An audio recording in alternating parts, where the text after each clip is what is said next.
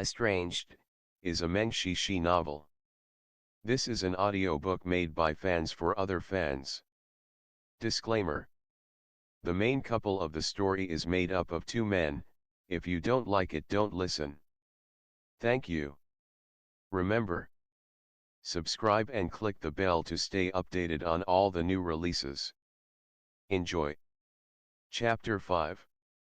He fell into a trap. As soon as Chang Ming left the yard, he saw tart fruits scattered on the ground. The wicker basket that was lying nearby seemed very familiar, just like the one with the morning dew mushrooms delivered in the morning. No one sent anything here except for Xiao Yun. Chang Ming frowned slightly and followed the trace. Although the Ch05 sect was not big, it had several peaks. They were on the Linda Peak located on the periphery of the outer circle.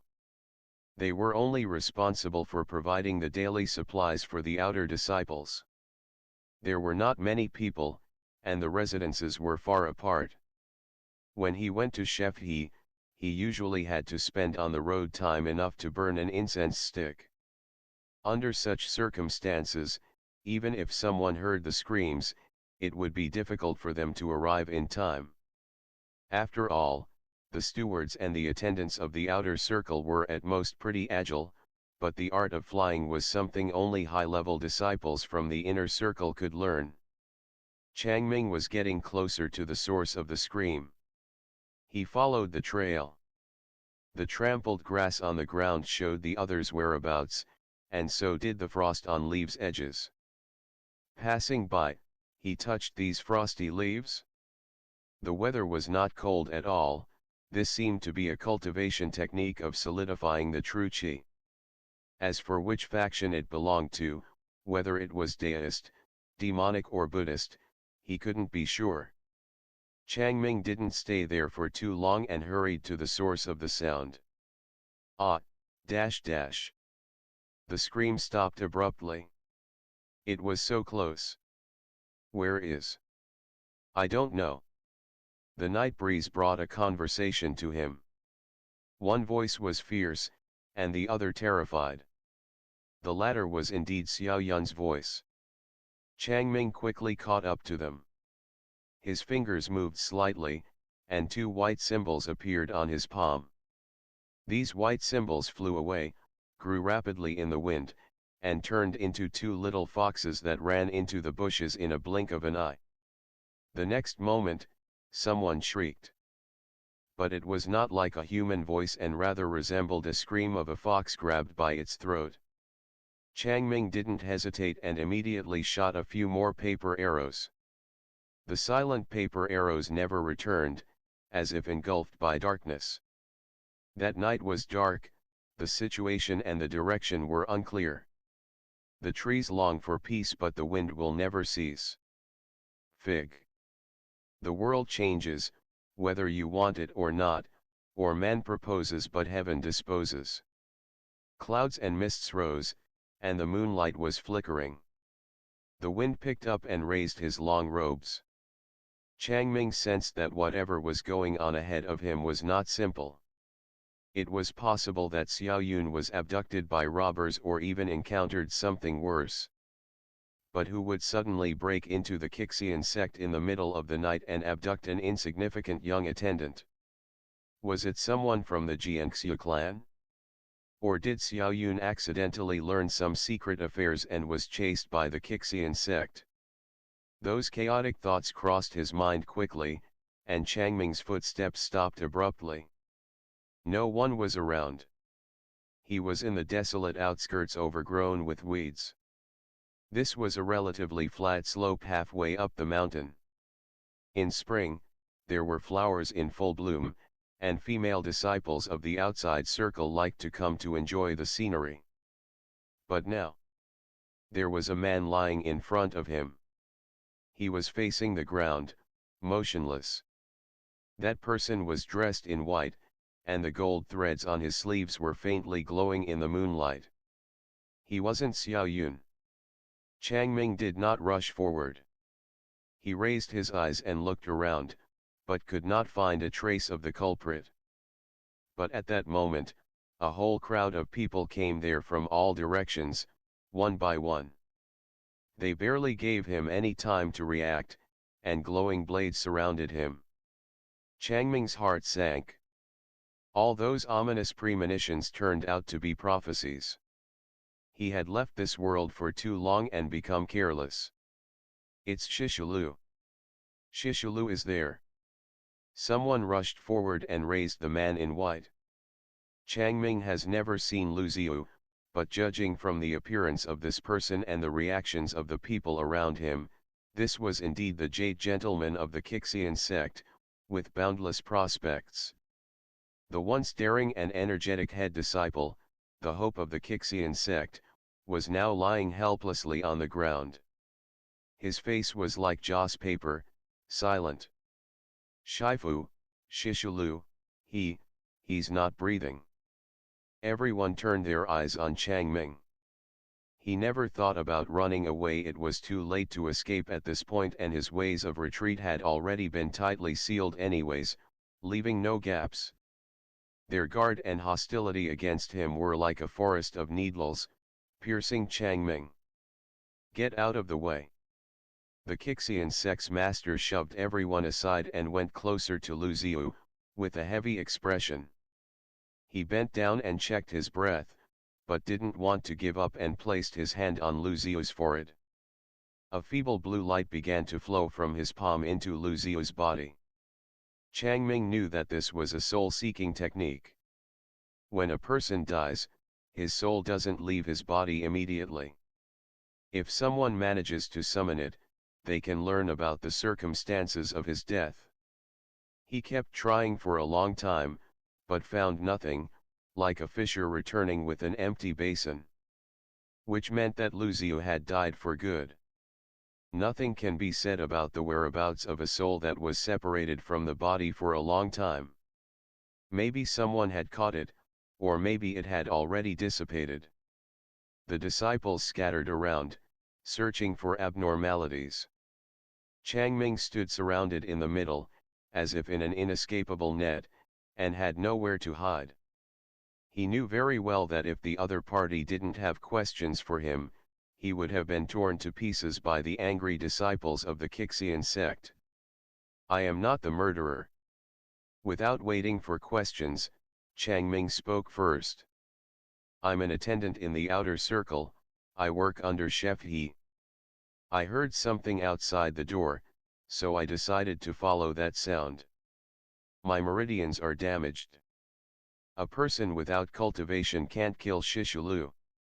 You can check it if you don't believe me. He took the initiative and stretched out his hand. The sect master glanced to the side with a cold face, and someone came out immediately to check his pulse. That person was acting rudely, but Changming didn't care. He closed his eyes, and let him check it carefully. Shifu. That person shook his head, looking at the sect master. The meaning was obvious. He thought that Changming was indeed incapable of doing such a thing. After all, who was Lu Ziyu? Even if he was not well known outside the sect and had not yet attained a high cultivation level, he still was a second-rate master. Being able to kill a second-rate cultivator is obviously not something that the sick man in front of him could do. Sect Master Zhang Qin's face sank. He had high hopes for Lu Ziyu, and was very sad at that moment. First, the Jiangxia clan came for him, and Lu Ziyu was defeated by the envoy of the Jiangxia clan. Now he was killed. If news about their people being killed on their own grounds spread out, how could the Ch05 sect save its face? Hundreds of years since its foundation, everything was ruined overnight. He resisted the urge to strangle Changming. This person can't die, he probably saw something. Zhang Qin gritted his teeth, trying to control his emotions. What's your name? Changming, I work under Ch05. Go and bring old he here, said Zhang Qin to his disciples and continued interrogating him personally. What did you see just now? Changming, a child named Xiaoyun from the outer circle came over to give me some things. I heard noises outside, but when I went out I only saw those things the boy brought, not Xiaoyun himself. I heard movements from a distance, so I followed the sound and came all the way here. It seemed strange for Zhang Qin that a cook's helper from the outer circle could remain so composed in front of a high-level cultivator and even answer so consistently. Changming also understood that very well. But he could hardly pretend to be nervous and frightened. He needed time to figure out this whole matter. Some outer disciples and Ch05 were soon brought over. When they saw Lu Xiu's body, they were stunned. When Ch05 noticed Changming, he blurted out, "Why are you here?" "Zhang Qin, do you know him?" Ch05 hurriedly said, "Yes, yes. He is my new helper, he works under me. He is diligent and has a talent for cooking." That was a right time to deny their relationship, but he was still willing to speak for Changming. The disciple had already completed making inquiries and reported. "Shifu, I have asked everyone here, there is no one named Xiaoyun among the attendants of the outer sect." Changming saw a few outer disciples who had bullied Xiaoyun that day among the people being questioned, so he pointed at these people and said, "A day ago I saw Xiaoyun being bullied by them, they know this child." These people were immediately pushed over. When they heard the name Xiaoyun, they all seemed to be puzzled, indicating that they had never seen anyone with this name. "I have asked around. At the age you mentioned, there are only 2 children of the outer circle's attendant and an outer disciple accepted this year, but their names have no yuns." The disciple in charge of questioning was very meticulous and brought all 3 of them. Seeing the looks of those 3, Changming completely understood. He fell into a trap. Xiaoyun may have never existed, or maybe he was an illusion that only Changming could see. Regardless of what happened, when Xiaoyun appeared in front of him looking like a young Yun Weisai, this trap was set for him. Who had set up this trap and what was its purpose? Among those 4 disciples who rebelled against their master, some fell out with him and became his enemies, and the others hated him. It was not impossible for them to do such a thing. But they all thought that Zhufang Changming had already died. How could they find him here? Even if such a trap was set up, what is the culprit's goal? Just to frame Changming and let him fall into this embarrassing situation? What else do you have to say? Zhang Qin was full of anger and stretched out his hand to grasp Changming's neck. His fingers faintly emitted thunder and fire chi, and a scorching hot air blew in his face. Although Zhang Qin may not have been ranked among the top 100 in Grand Masters of the world, he was the leader of a sect after all, so his skills shouldn't be underestimated. And this thunderous palm technique is better than anything Changming has seen since he returned to this world. In the blink of an eye, those fingertips burned several red marks on his skin. Changming was able to see through his opponent's movements clearly and understand them, but at that moment he had no spiritual power and could not react in time, so he could only calmly watch Zhang Qin's hand getting closer. Death wasn't inevitable, but he was sure to be injured. Changming frowned slightly. He could dodge this attack, but that would expose his expertise in cultivation, and then, even if he jumped into the Yellow River, he could never wash himself clean. And at that moment, a soft satin silently stretched out to him. Appearing to be soft and feeble, a woman's hand firmly grabbed Zhang Qin's arm. The sound of a bell accompanied a beautiful female voice, which sounded far yet close. "Such a good-looking gentleman, and you are willing to hurt him, have you lost your humanity?" End of the chapter. Stay tuned for more BL.